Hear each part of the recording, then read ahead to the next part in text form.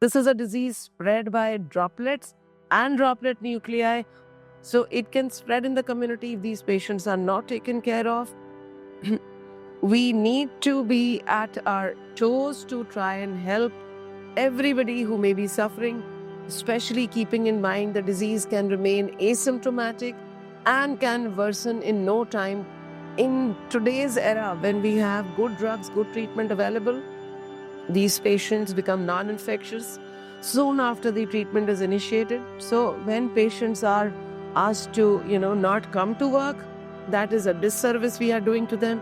They need nutrition. They need to take care of the families. If we can extend a supporting hand to them and help them get rid of the disease with adherence to treatment, taking the right treatment, completing the whole treatment, taking good nutrition, and taking care of their families, that will be the service that we will be giving them.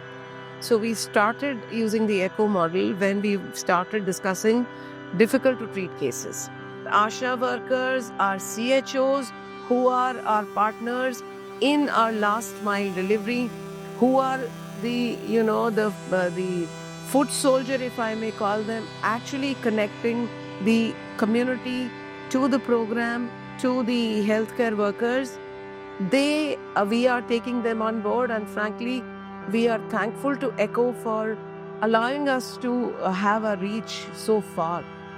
Now, as and when the strategy changes, as and when new science creeps in, comes in, we need to have all our network on board. Now, ECHO is one platform which has enabled that. I am honored to have them on board to help us connect with our state TB officers, with our district TB officers, with our CHOs, with our ASHA workers. The idea being that everybody has to be on board if we want to take the strategy, the TB program, initiatives, becoming common household knowledge